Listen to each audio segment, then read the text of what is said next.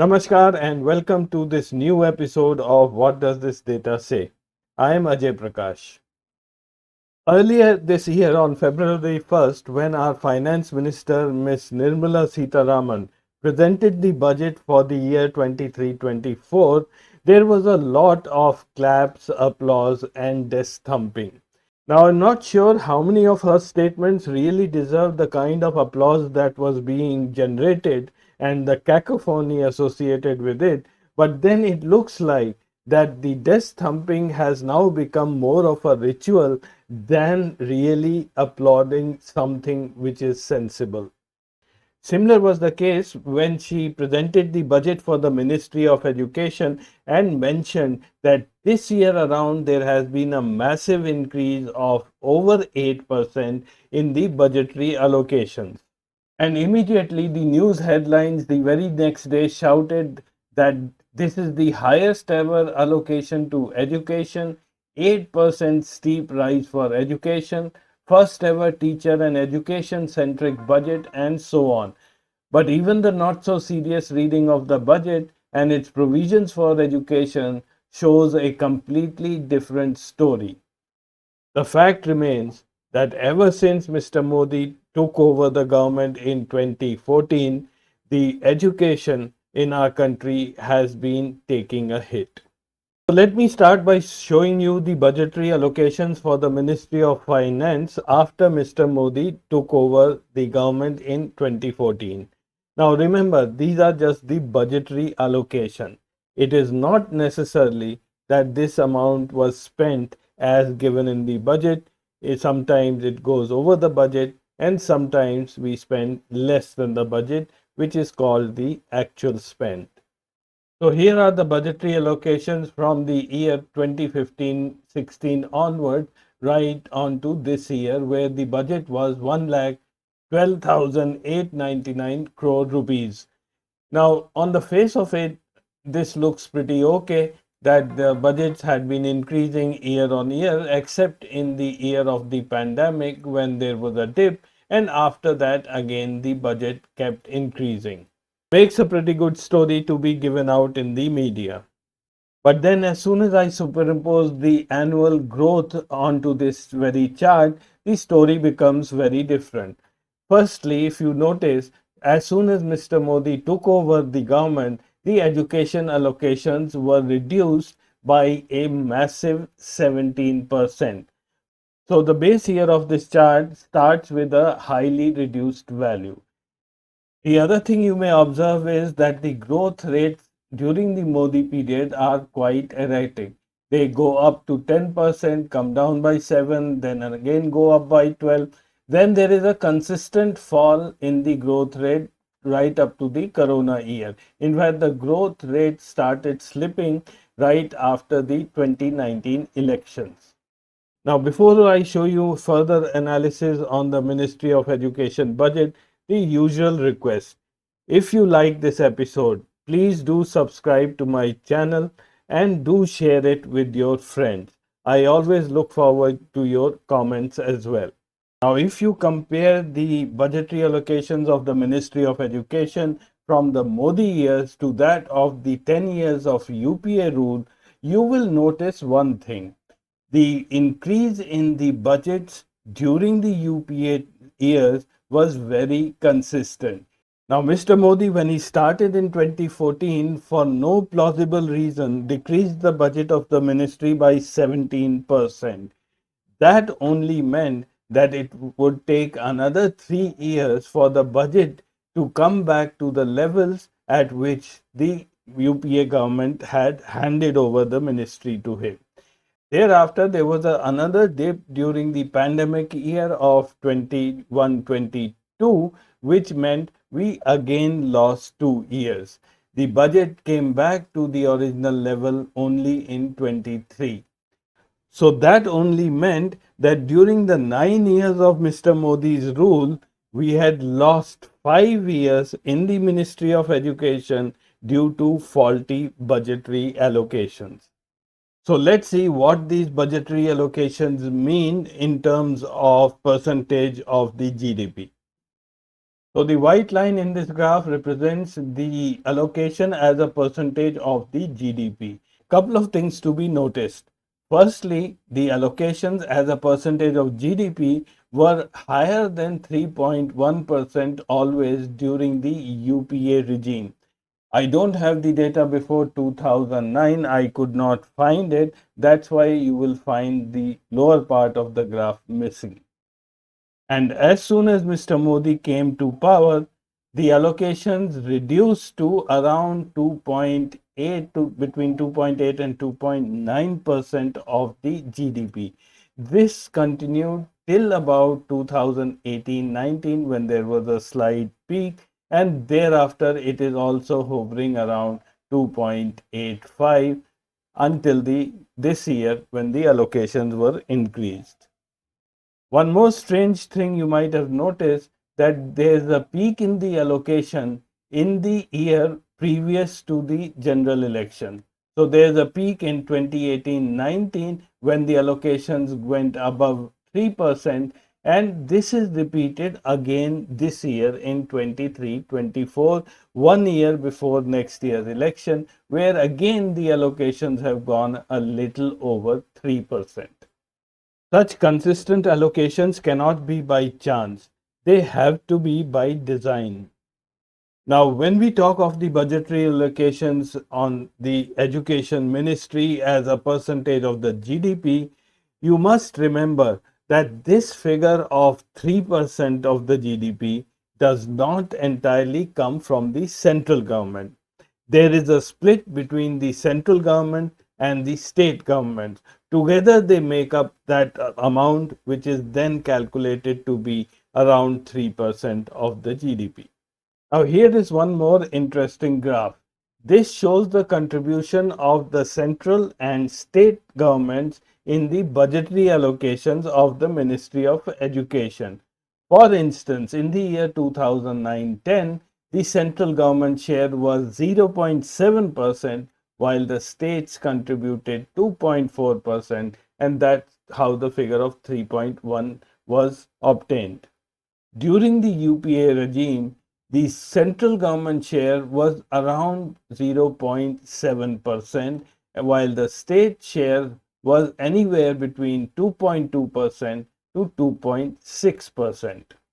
During the Modi period of the last 9 years, the central government share has dipped. It was 0.5%, and now it's even as low as 0.4%, while the states have been contributing rather consistently at 2.4%, and in the last 3 years, the state share has gone up. So the summary is that the focus for the Modi government is not education, while the states are filling in the gap by putting in more money. What I've just explained is very evident in this graph. If you look at the compounded average growth rate during the UPA 1 period 2004 to 2009, it was a whopping 32.1%. During UPA 2, it fell to 13.2%, but during the Modi period, it was at its worst at 2.8% during the first 5 years, and with taking into account the 23 budget, it is now 4.5%. Now, digging a little deeper, you will see when, where, and how the Modi government has been chopping the budget of the Ministry of Education. Under the Ministry of Education, there are two departments. First is the Department of School and Secondary Education, and the next one is the Department of Higher Education.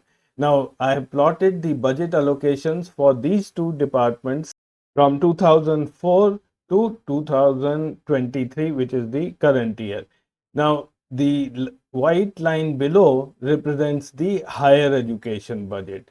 And if you notice, it is more or less consistent with, there are dips, but they are not so pronounced. There's a dip in 2015, 2016, and another dip in 21-22.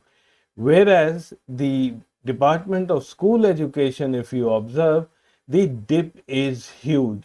from 55 lakhs 115 crore allocation in the year 2014. When Mr. Modi comes, it is drastically reduced to 42 lakhs 219 rupees. Again, during the corona period, the budget for this department is again slashed, that is the school education. The major heads of expenditure under the Department of School Education are National Education Mission, consisting of Samagra Shiksha, teachers training and adult education, midday meal program, and then there are funding for autonomous bodies and scholarship schemes. So whenever the budget of school education is slashed, one of these or many of these heads will get affected. The Modi government's indifference, or rather less concern for the Ministry of Education, doesn't end only with the budget allocations. Have a look at the fund utilization. Let's first start at the higher education, which is the blue line given here, and the fund utilization is given just next to it in the pink color.